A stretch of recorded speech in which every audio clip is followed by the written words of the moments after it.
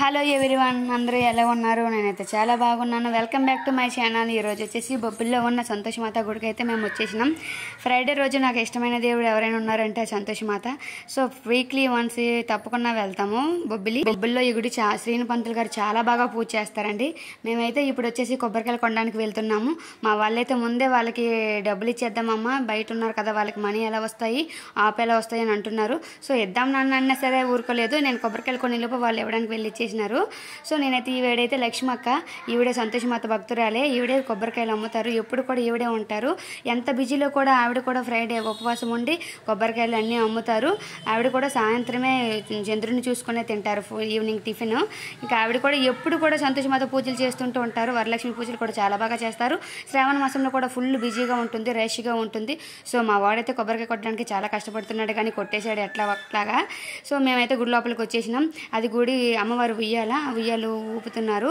So మేమైతే 3 ప్రదక్షిణలు చేయాలి నాన్న, సో పద వెళ్దామని చెప్పి ప్రదక్షిణ చేయడానికి రెడీగా ఉన్నాము. నేనైతే చుట్టూ వెళ్తున్నాను ప్రదక్షిణలకి. ఇదిగోండి మా గుడి, సంతోషమాత గుడి.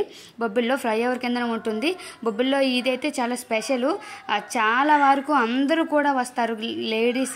లేడీస్ చాలా ఎక్కువ మంది ఉంటారు. దంపతులు కూడా ఉద్యాపనలు కూడా ఇస్తారు. 18 వారాలు చేస్తారు. 18 వారాలు సంతోషమాత పూజలు చేస్తారు. 21 వారాలు కూడా చేస్తారు. అలా చేసిన తర్వాత ఉద్యాపనలు కూడా ఇస్తారు. పంతులు గారు ఉద్యాపనలు ఉదయం సాయంత్రం వరకు పూజలు చేస్తూనే ఉంటారు, అన్ని పూజలు కలిపి. సో మేమైతే వచ్చేసినాం లోపలికి, మేము ప్రదక్షిణలు చేస్తున్నాం. సో ఫస్ట్ అయితే హనుమ ఉన్నారు.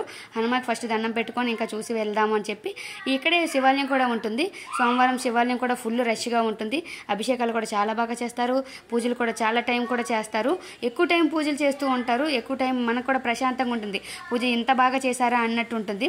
సో సంతోషమాత గుడి వెనక్కి కుమారులు ఉన్నారు, చూసారా, 9 మంది కుమారులు. సో వాళ్ళకైతే ప్రసాదం పెడతాం, దీపాలు పెడతారు. ఇలా ఇది శివాలయం అని చెప్పినా కదా, సంతోషమాత గుడి పక్కనే శివాలయం.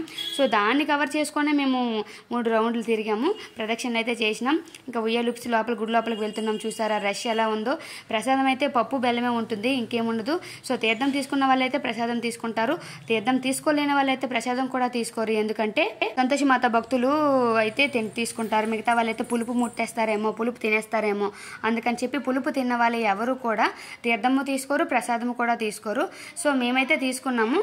తీర్థం తీసుకొని ప్రసాదం తీసుకొని వెళ్ళిపోయాను. సో పిల్లలు కదా, పిల్లలు ఏదో ఒకటి నోట్లో పెట్టి తినేస్తారు కాబట్టి వాళ్ళకి తీర్థం అయితే ఇయ్యలేదు నేను. ఇదిగోండి మా అమ్మవారు కన్నుల విందుగా ఉంది కదా. సో మా అమ్మవారు నచ్చినట్లయితే లైక్ చేయండి. సంతోషమాత మాత అంటే నచ్చిన వారు ఎవరుంటారు చెప్పండి. చూసారా ఎంత ముద్దుగా అలంకరించారు ఆ తల్లిని. ఆ తల్లి అమ్మవారు మా అమ్మవారు బొబ్బిలికి చాలా ప్రసిద్ధి. ఈ గుడి అయితే ఖాళీ ఉండదు, అందరూ దర్శనం చేసుకుంటారు. గుడి కూడా ఇప్పుడు కొంచెం చేంజ్ చేసినట్టున్నారు. డోర్స్ కూడా మారాయి, ద్వారాలు కూడా మార్చారు. పంతులు గారు అయితే పూజలు బాగా చేస్తారు. ఈ సంతోషమాత మీలో ఎంతమందికి ఇష్టం, ఎంతమంది పూజలు చేస్తున్నారు? నచ్చినట్లయితే లైక్ చేయండి ఫ్రెండ్స్.